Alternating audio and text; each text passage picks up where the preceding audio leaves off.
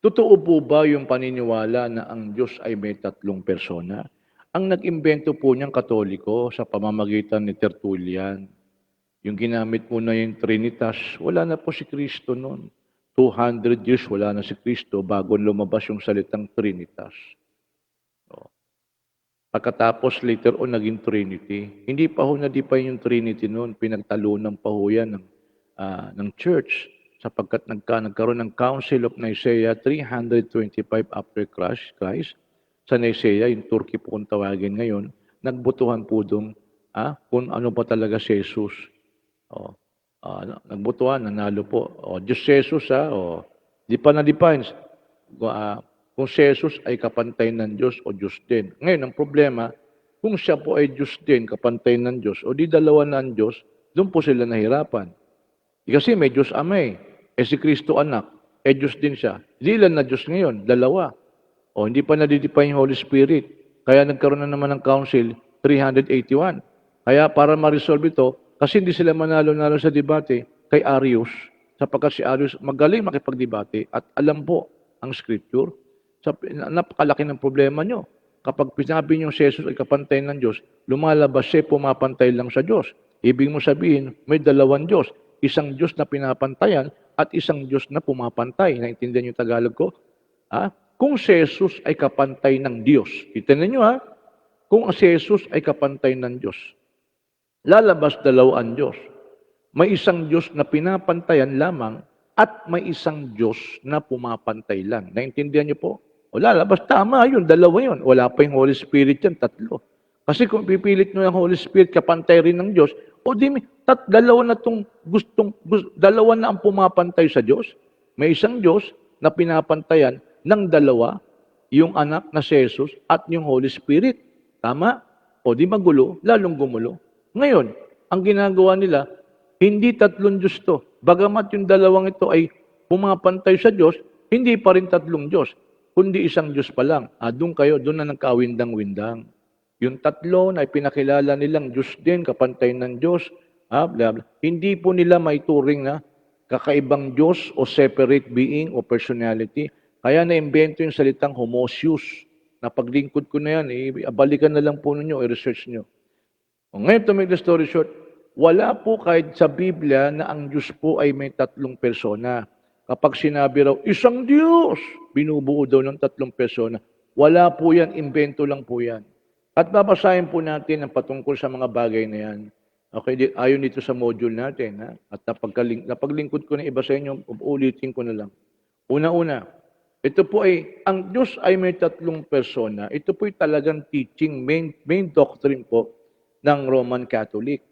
Nagsigayahan na lang yung mga born again, yung mga Pentecostal na Trinitarian, yung mga Baptist na Trinitarian. Hindi lahat ng Baptist Trinitarian kasi may Baptist oneness yung mga Trinitarian naniniwala sa Trinity, yung isang Diyos ay may tatlong persona. Ilan daw ang Diyos? Isa.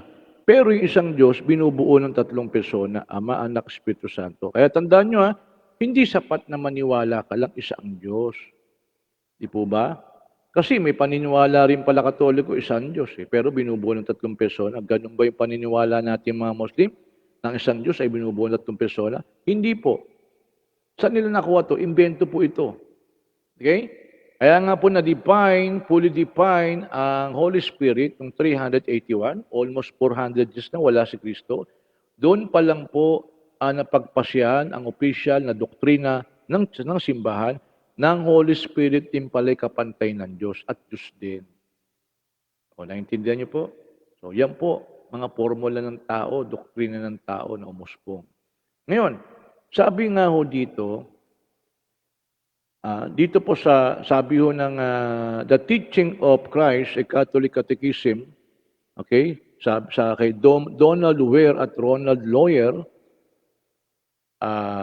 page 150, 205, 2005 edition, the dogma of Trinity is central dogma of Catholic faith. Pag ikaw pala ay Katoliko, ang pinaka-sentro, pinaka-engine, pinaka-main core ng paniniwalang Roman Catholic ay ang Trinity. Kaya sabi rito, si George Barnes, belief in Trinity is a necessity of for salvation. Ang paniniwala daw sa Trinity ay kinakailangan prerequisite, ah, obligadong paniwalaan upang maligtas. Sapagkat kung hindi ka naniniwala sa Trinity, hindi ka ligtas.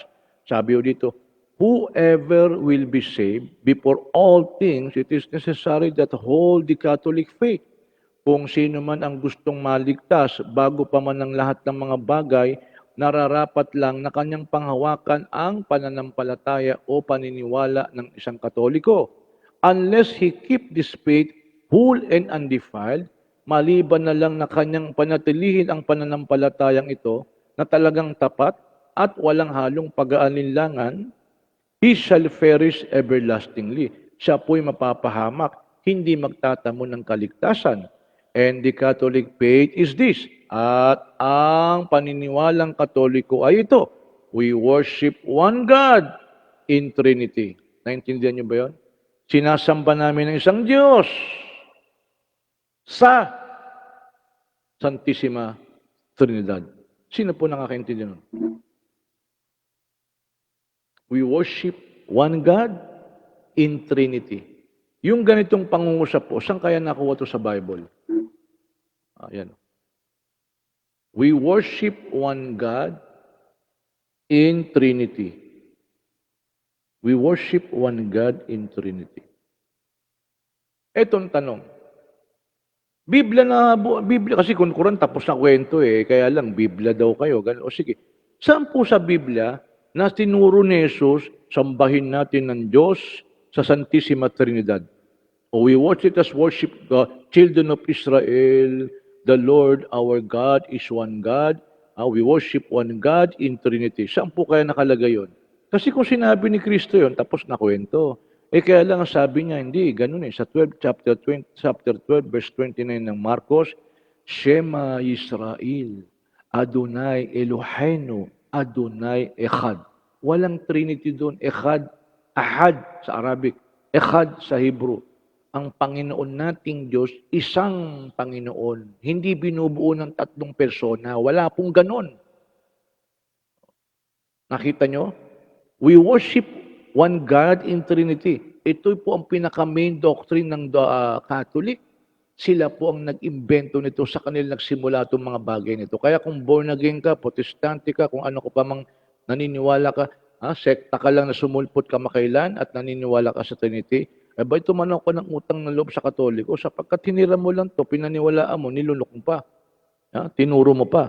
Yung salitang Trinity, wala naman pong ganito. Pati definition niya, wala rin po sa Biblia. Tuloy natin.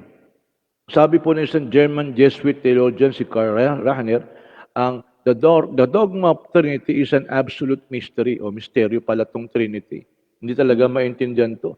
Which we do not understand, even it has been revealed. Ni-revealed daw. Hindi ako naniniwalang it was revealed. The Trinity was not been revealed, sabi ng isang libro. Okay? Si Louis Berkhof. May libro po tayo ng Louis Berkhof. No? Ito po isang scholar. The Church confesses the Trinity to be a mystery beyond the comprehension of man. Okay? The Trinity is a mystery. Misteryo pala ito Ganon din ang sinasabi ng Southwest Baptist Theological Seminary. This doctrine in many ways presents strange paradoxes.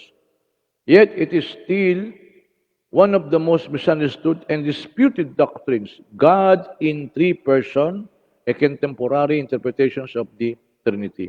Sabi ng New Bible Dictionary, the term Trinity is not itself found in the Bible. It was first built by Tertullian, invented by Tertullian, at the close of 2nd century, but received wide currency and formal elucidation only in 4th and 5th century. Mataki mo, yung pagiging formal pala ng doktrina ng Trinity, almost 400 years o 500 years, wala na si Jesus Christ sa mundo, tsaka palang natatagtong doctrine na to.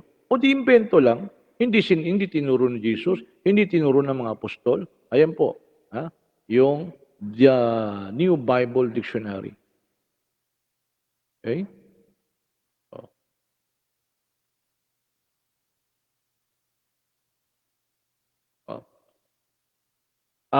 Meron kasing method kung bakit natin pinesenta 'to.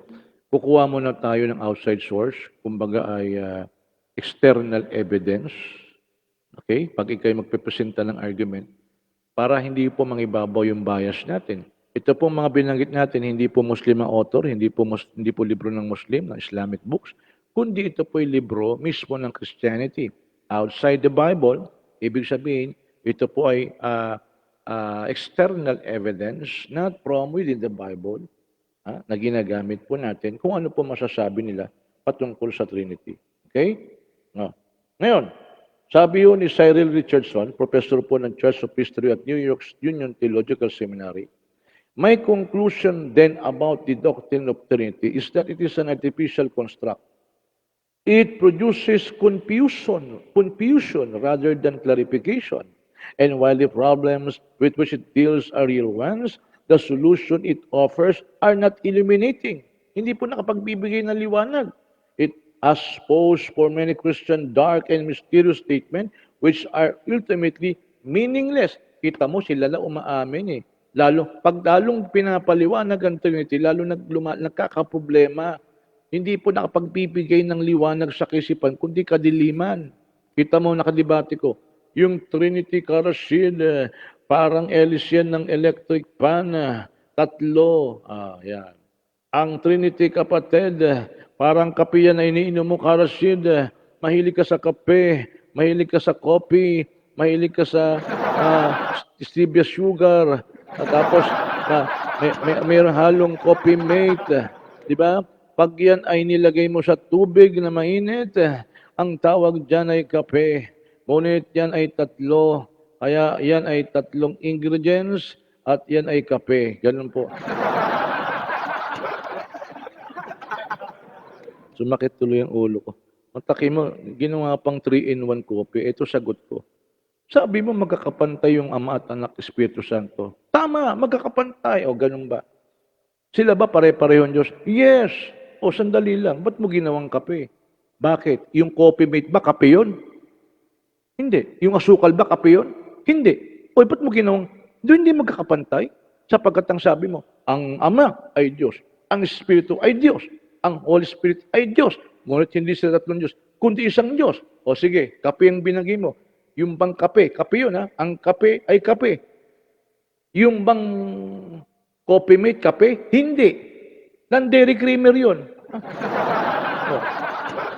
Aba, pag sinabi mo yung dairy creamer kape, aba, may ano ka, may tama ka may tiling ka siguro.